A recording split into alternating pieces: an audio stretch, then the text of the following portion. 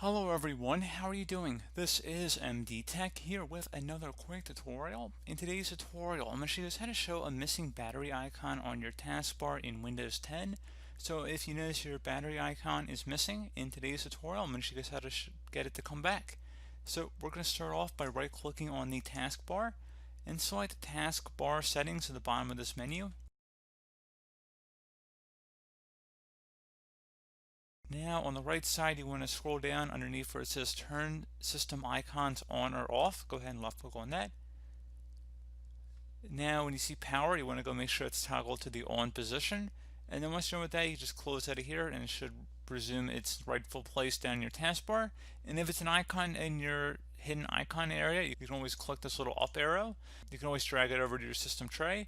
So again, pretty straightforward process there, guys. Do hope that I was able to help you out, and I do look forward to catching you all in the next tutorial. Goodbye.